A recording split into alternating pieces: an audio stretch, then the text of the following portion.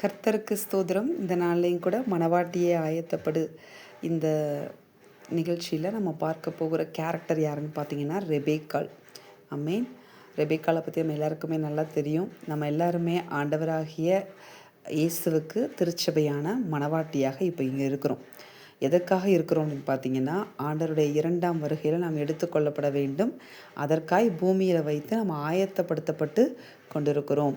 அப்படி இருக்கும்போது நம்ம ஒவ்வொரு ஸ்திரீகளையும் வைத்து கர்த்தர் எப்படி நம்மளை மணவாட்டியாக பார்க்கிறார், என்னென்ன கேரக்டர்ஸை நம்மள்ட்ட எதிர்பார்க்கிறார் அப்படின்னு சொல்லி, எதெல்லாம் நம்மள்ட்ட இருக்கக்கூடாது எல்லாவற்றையும் கர்த்தர் நம்மளோடு பேசி வருகிறார். இந்த நாளில் ரெபேக்காளை குறித்து நம்ம பார்க்க போகிறோம். ரெபேக்காள் அப்படின்னு நீங்கள் எடுத்துக்கிட்டிங்கன்னா, ரெபேக்காள் ஈசாக்குக்காக முன்குறிக்கப்பட்ட மணவாட்டியாக இருந்தாங்க. ஆமேன். ஆப்ரஹாம் வேற ஒரு நாட்டில் வாழ்ந்தார், ரெபேக்காள் வேற ஒரு நாட்டில் வாழ்ந்தாங்க. அப்படி அவ்வளோ டிஸ்டன்ஸ் இருக்கும்போது ஆப்ரஹாம் கரெக்டாக தன்னுடைய வேலைக்காரன்ட்ட சொல்கிறாரு, இங்கே இருக்கிற பெண்களில் யாரையுமே என் மகனுக்கு என்ன செய்யக்கூடாது, பெண் கொள்ளக்கூடாது அப்படின்னு சொல்லி பிரத்யேகமாக அந்த நாட்டுக்கு அந்த வேலைக்காரனை அனுப்பி கொடுத்து அந்த இடத்துல இருந்து தான் அவரை ஒரு இடத்துக்கு அனுப்புகிறாரு. அந்த இடத்துல இருந்து தான் என்ன செய்யணும், ஆரானுக்கு அனுப்புகிறாரு. அங்கே என் குடும்பம் இருப்பாங்க, அங்கேருந்து தான் நீ என்ன செய்யணும் அப்படின்னு பார்த்தீங்கன்னா பெண் கொள்ளணும் அப்படின்னு சொல்லி ஆபிரகாம் சொல்கிறத பார்க்க முடியும்.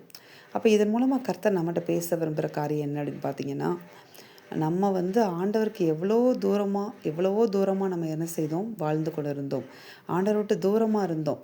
ஆனாலும் கர்த்தர் நம்மளை என்ன செய்தார் அப்படின்னு பார்த்தீங்கன்னா, இந்த உலகத்தில் பல மில்லியன் கணக்கான ஜனங்கள் இருக்கும்போது கர்த்தருடைய மணவாட்டியாகிய திருச்சபையாக இருப்பதற்காக இந்த ரெபேக்காளை போலவே கர்த்தர் நம்மளை முன்குறித்தார்.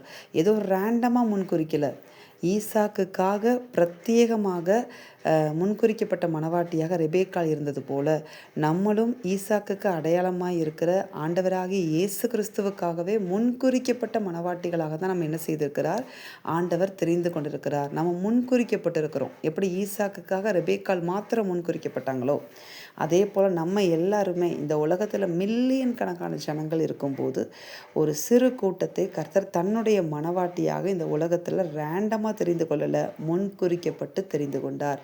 அப்படிப்பட்ட ஸ்பெஷலான முன்குறிக்கப்பட்டு தெரிந்து கொண்ட ஒரு கூட்டத்தில் தான் நம்மளும் என்ன செய்கிறோம், ஆண்டவராகிய இயேசு கிறிஸ்துவுக்கு மணவாட்டியாக முன்குறிக்கப்பட்டு தெரிந்து கொள்ளப்பட்டு இருக்கிறோம்.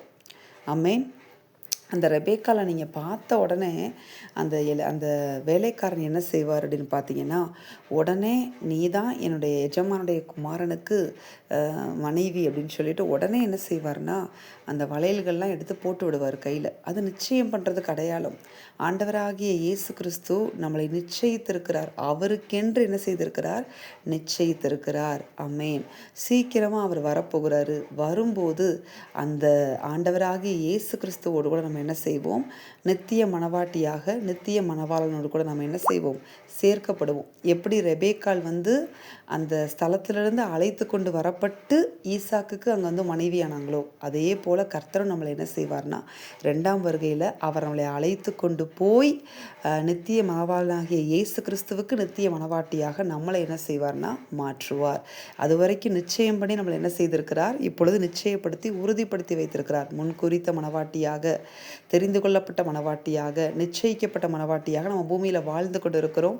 ஒரு நாள் வரப்போகிறது, அவருடைய 2ஆம் வருகையில் நாம் நித்திய மணவாளனாகிய இயேசு கிறிஸ்துவோடு கூட நித்திய மணவாட்டியாக அவரோடு கூட இணைக்கப்படுகிறோம். எப்படி ரெபேக்காள் ஈசாக்கோடு கொண்டு வரப்பட்டு இணைக்கப்பட்டாங்களோ அதே போல் நம்மளும் கொண்டு போகப்பட்டு அவரோடு இணைக்கப்பட போகிறோம். அதனால் நம்ம இப்படிப்பட்ட நிச்சயிக்கப்பட்ட மணவாட்டியாக இருக்கிற நம்ம அவருக்கு உண்மையும் உத்தமமாய் நடந்து அவருக்குள்ளே நம்மளை காத்துக்கொள்வது இந்த பூமியில் ரொம்ப அவசியம். கர்த்தர் உங்களை இந்த வார்த்தையின்படியெல்லாம் ஆசிர்வதிப்பாராக. நாம் சிறு ஜெபம் செய்து முடிப்போமா? ஸ்தோத்திரம் கர்த்தாவே. ஆண்டவரே, இந்த நேரத்திலையும் கூட உலகத்தில் மில்லியன் கணக்கான ஜனங்கள் இருக்கும்போது நீர் எங்களை உம்முடைய மணவாட்டியாக தெரிந்து கொண்ட உம்முடைய கிருபைகளுக்காக, முன்குறிக்கப்பட்ட மணவாட்டியாக தெரிந்து கொண்ட உம்முடைய கிருபைகளுக்காய் ஸ்தோத்திரம்.